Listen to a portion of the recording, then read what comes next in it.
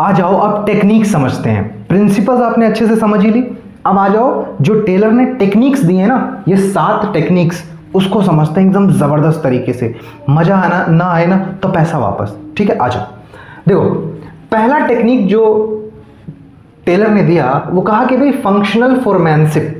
Functional foremanship क्या है, ये भी इन्होंने ना बिजनेस के लिए बहुत जबरदस्त बोला कि भाई बिजनेस के अंदर फंक्शनल फोरमैनशिप होनी चाहिए। बिजनेस है, मजाक थोड़े ना है, बिजनेस है, ऐसे थोड़ा ना इतने बड़ी बड़ी कंपनीज बन जाती हैं। फंक्शनल फोरमैनशिप होनी चाहिए बिजनेस के अंदर। मतलब टेलर का मानना ये था, टेलर अच्छा इस बात के बहुत सख्त खिलाफ थे कि one man is the master of all, कि एक आदमी हर काम में बेस्ट होगा। फ्योल ऐसा नहीं, टेलर ऐसा नहीं मानते थे।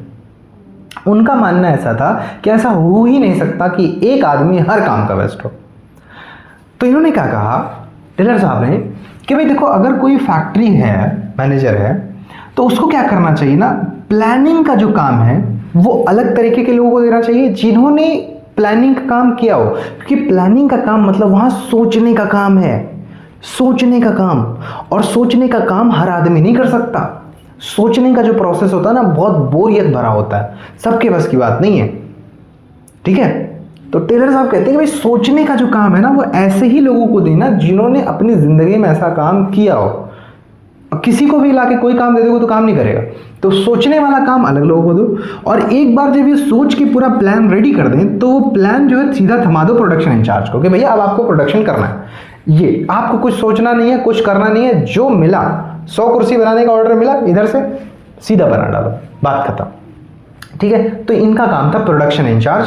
ठीक, और ये जो प्लानिंग इंचार्ज में ये जो 4 इधर हैं, ये फोरमैन है, 4 फोरमैन और 4 फोरमैन इधर हैं। ठीक है, बेसिकली फोरमैन एक तरीके से सुपरवाइजर समझ लीजिए आप, टेलर के लैंग्वेज में उसको फोरमैन, आम भाषा में आप उसको सुपरवाइजर समझ सकते हैं। बेसिकली इन सबको काम करवाना होता था। ठीक है, समझिए। तो कहते हैं सोचने वाला काम हम अलग लोगों को देंगे जिन्होंने जिंदगी में कभी सोचने वाला काम किया हो। और एक बार जब इन्होंने सोच के रेडी करके बोल दिया कि भाई 100 कुर्सियां 1000 या 10,000 के अंदर बनानी है, तो अब इनका काम ये है कि 100 कुर्सियों को 10,000 के अंदर उसी डेट पर तैयार करना।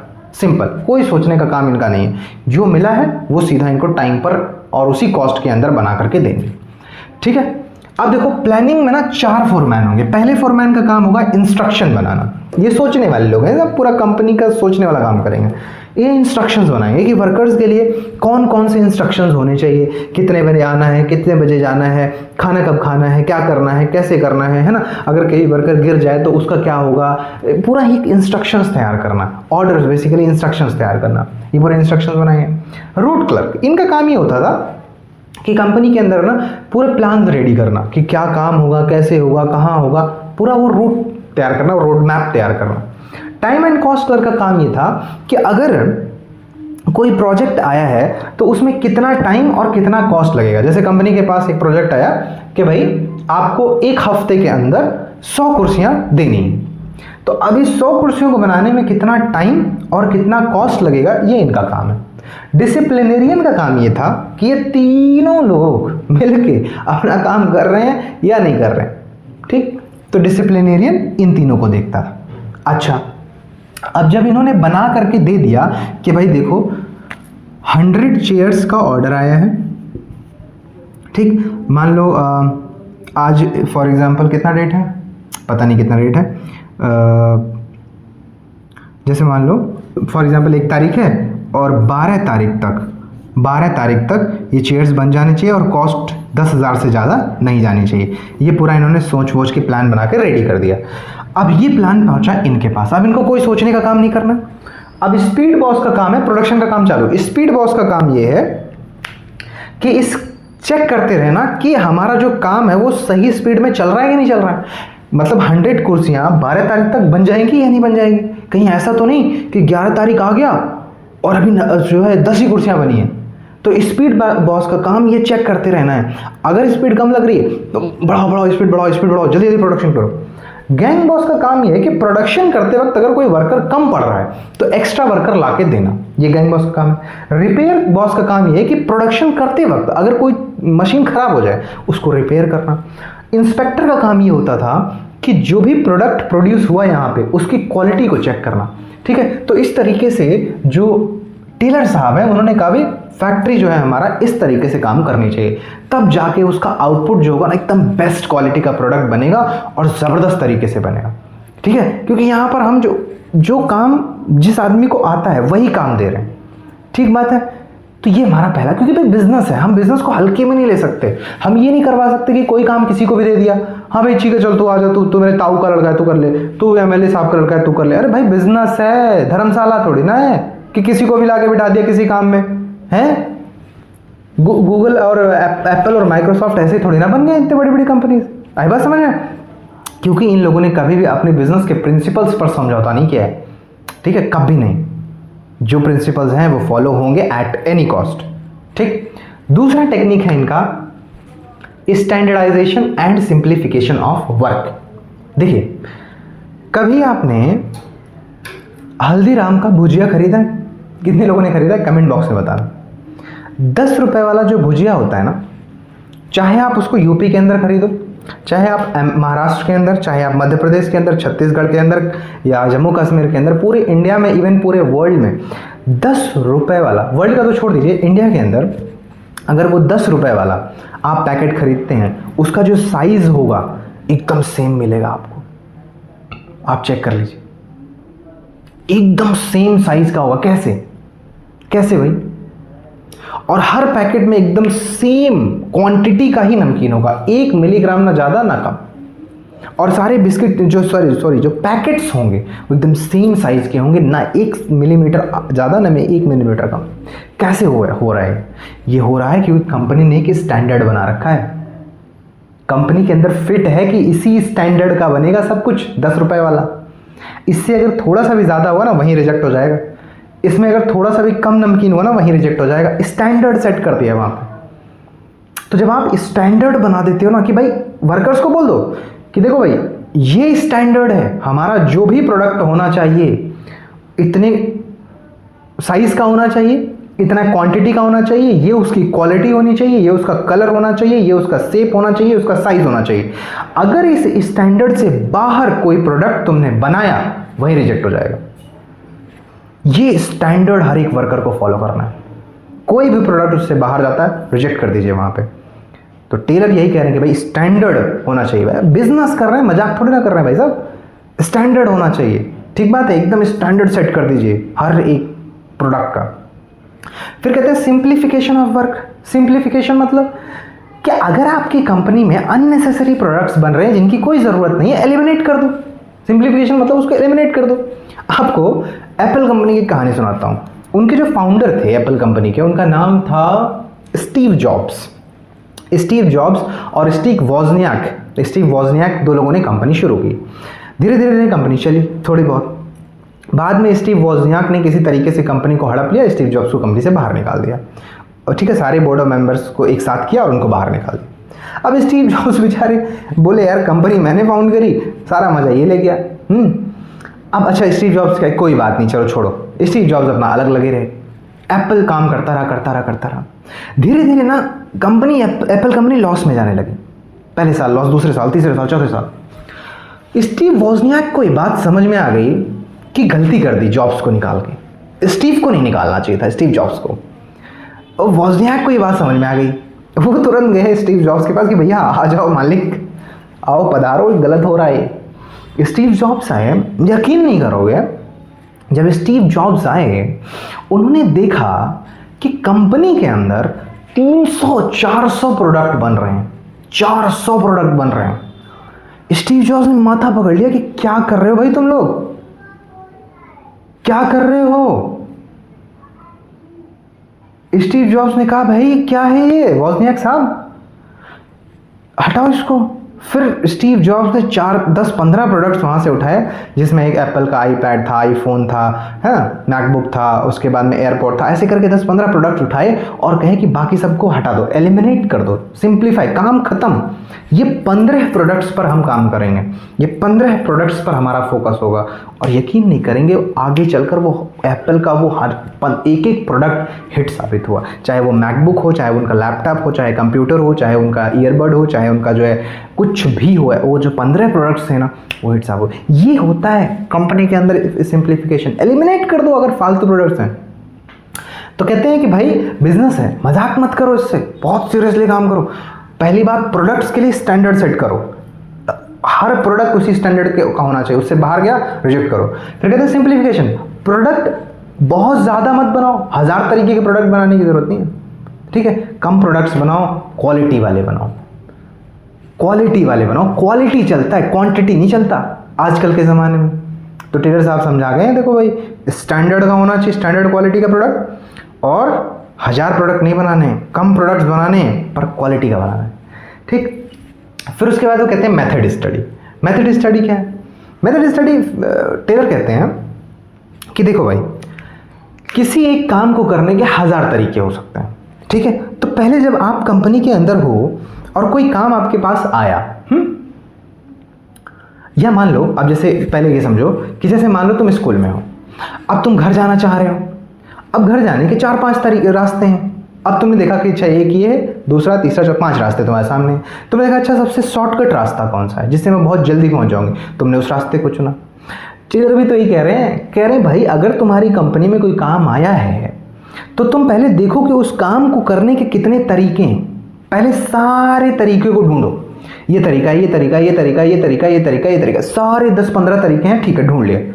अब इन 15 तरीके में से वो तरीका कौन सा है जिससे तुम अपना जो काम है वो सबसे कम टाइम में, सबसे कम कॉस्ट पर, सबसे बेटर क्वालिटी के प्रोडक्ट्स बना सकते हो, बेटर क्वालिटी का काम कर सकते हो। तो उस मेथड को चुनो। आगे बात समझ में? ये कह रहे हैं टेलर साहब भाई, you have to find the best method to produce your goods और टू डू योर टास्क, ठीक। Motion study. मोशन स्टडी क्या है? टेलर साहब कह रहे हैं भाई देखो, कंपनी के अंदर ना कंपनियां ऐसे ही डूबती हैं। क्या बोल रहे हैं वो? कंपनियां ऐसे ही डूबती हैं, मोशन स्टडी नहीं करते वो लोग। है मोशन स्टडी क्या होता है? टेलर कहते हैं भाई कंपनी के अंदर 2 तरीके की मोशन है, productive motion, unproductive motion. Productive motion का मतलब वो आदमी बैठा है लैपटॉप पे, कंपनी का काम कर रहा है, क्लाइंट से बात कर रहा है, डील कर रहा है, उससे हैंडल कर रहा है, उसको कैश में कन्वर्ट करने की कोशिश कर रहा है, प्रोडक्टिव मोशन। अनप्रोडक्टिव मोशन, बगल में एक एम्प्लॉय बैठा है, वो बैठ कर रील देख रहा है रील देख रहा है, वो गर्लफ्रेंड से बातें कर रहा है, चैट कर रहा है, वो है कब आओगी, क्या है ये? अनप्रोडक्टिव मोशन है। वो उठ करके 50 बार वॉशरूम जा रहा है, क्या है भाई ये? Unproductive motion. It is not related to business. तुम 50 बार अगर वॉशरूम जा रहे हो, एक बार अगर 5 मिनट वेस्ट कर रहे हो, 50 मिनट में 250 मिनट, 4 घंटे वेस्ट कर दिए तुमने। बिजनेस का एक मिनट इंपॉर्टेंट है, फ्यूल करे मजाक चल रहा है। एक मिनट, एक सेकंड इंपॉर्टेंट है बिजनेस के अंदर। 4 घंटे तुम्हारे एम्प्लॉय वेस्ट कर रहे हैं, क्या ये? ये जितने अनप्रोडक्टिव मोशन है सब बंद कराओ, फ्यूल कहते हैं। टेलर कहते हैं, गुस्से में कहते हैं जितने अनप्रोडक्टिव मोशन है ना, ये जितने लोग रील्स देख रहे हैं, जितने लोग ये चैट कर रहे हैं, जितने लोग ये वॉशरूम बार बार जा रहे हैं, बंद करो, सबका बंद करो, कोई नहीं जाएगा। आते ही सबका मोबाइल छीन लो, कोई रील्स नहीं देखेगा यहाँ पे बैठ के। बिजनेस चल रहा है, यहाँ काम होगा, यहाँ पे है, मजाक नहीं चल रहा है यहाँ पे, है। बिजनेस को टॉप में ले जाना, ऐसे जाएगा टॉप में। तुम्हारे एम्प्लॉयज रील्स बैठ के देखेंगे, ऐसे जाएगा। काम करके आगे बढ़ता है, काम करके। ये एप्पल और ये गूगल ये काम करके आए भाई साहब, ये टॉप पे काम करके पहुंचे, रील्स देख के नहीं पहुंचे हमारी तरह। हाँ, समझ रहे बात को? ये चीज़ है, टॉप पे जाना है, काम करो, ठीक है। ये कहते हैं, तो कहते हैं भाई मोशन स्टडी, अनप्रोडक्टिव जो मोशन है बंद करा दो, प्रोडक्टिव मोशन करो, ठीक। फिर टाइम स्टडी। टेलर कहते हैं कि टाइम स्टडी करो। टाइम स्टडी क्यों? अगर आपको नंबर ऑफ वर्कर्स पता करना है कंपनी के अंदर, अगर नंबर ऑफ वर्कर्स पता करने हैं कि किसी काम के लिए कितने वर्कर्स चाहिए, तो उसके लिए टाइम स्टडी है। टाइम स्टडी नहीं करोगे, पता क्या होगा? जरूरत होगी 10 एम्प्लॉय की, ले आओगे 20। हाँ, तो 10 की जो एक्स्ट्रा सैलरी दे रहे हो कहाँ से जा रहा है? कंपनी की जेब से। उतनी कमाई नहीं, नुकसान है। टेलर कह रहे हैं हम भैया बिजनेस कर रहे हैं, क्यों नहीं समझ रहे हो? तुक्का नहीं लगाना है कि भाई 10 एम्प्लॉय ले आए, 15 एम्प्लॉय ले आए, 20 एम्प्लॉय ले आए। क्यों लाओगे? पहले पता करो कितने लोग की जरूरत है। कहते हैं पता करने के लिए ना टाइम स्टडी करो। आपको कैसा टाइम स्टडी से कैसे पता चलेगा? बताता हूँ ना तुमको। मान लो मुझे ना 100 कुर्सियाँ बनानी है, और जो आदमी ऑर्डर लेके आया वो कहता भाई साहब अगले दिन शाम तक मुझे 100 कुर्सियाँ चाहिए ही चाहिए। क्या कहता है? अगले दिन तक मुझे 100 कुर्सियाँ चाहिए ही चाहिए। क्या बोलता है? चाहिए नहीं, चाहिए ही चाहिए। हाँ, अगले दिन तक। अब मेरे पास 1 दिन का टाइम है। अरे बाप रे बाप, कितने दिन का? 1 दिन का टाइम है मेरे पास। ध्यान से समझो। अब मैं यहाँ कोई तुक्का वाला काम नहीं कर सकता, मेरा बिजनेस डूब जाएगा। मेरे बिजनेस की गुडविल की बात है, नाम की बात है, जुबान दी है। मैं ऐसे तुक्के में डिसीजन नहीं ले सकता। I have to be very scientific, you know, I have to take every decision on the basis of data. That's what Taylor is saying man. Sorry.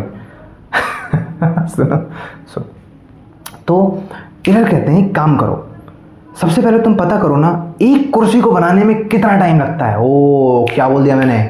सुनो सुनो सुनो सुनो, एक कुर्सी को बनाने में कितना टाइम लगता है, मतलब एक यूनिट प्रोड्यूस करने में कितना टाइम लगता है, बस यही पता कर लो, नंबर ऑफ वर्कर्स निकल आएंगे।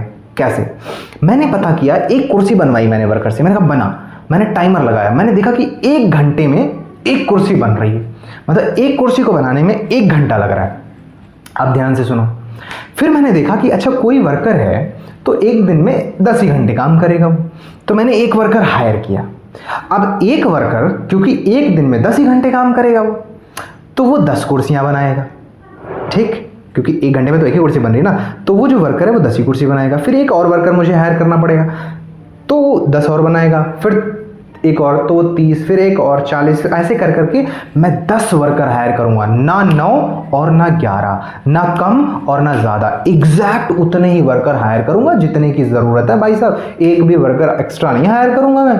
आई बात समझ में? एक भी वर्कर, क्योंकि सैलरी दूँ मैं फालतू में, बिजनेस कर रहा हूँ, मजाक थोड़ा कर रहा हूँ मैं, है उतने ही वर्कर हायर करूंगा जितने की ज़रूरत है।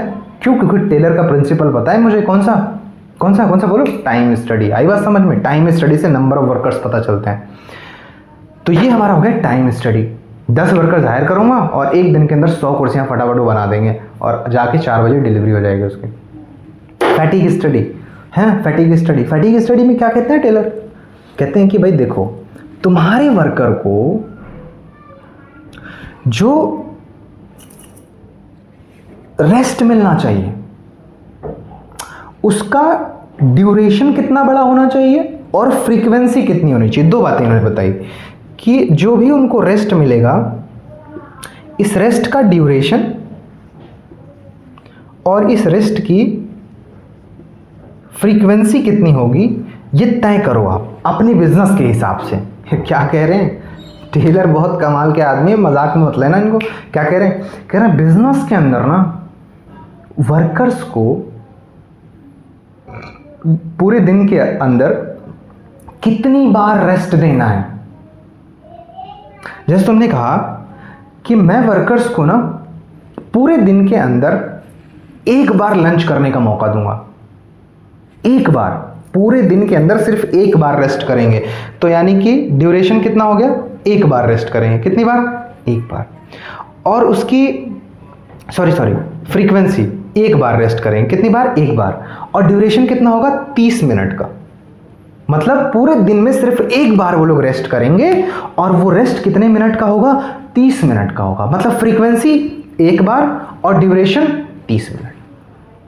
अब तुम ये भी कर सकते थे कि 15-15 मिनट के ये ड्यूरेशन तुम 15 मिनट कर देते, फ्रीक्वेंसी 2 बार कर देते, मतलब पूरे दिन में वो लोग 2 बार रेस्ट करने का मौका मिल जाए।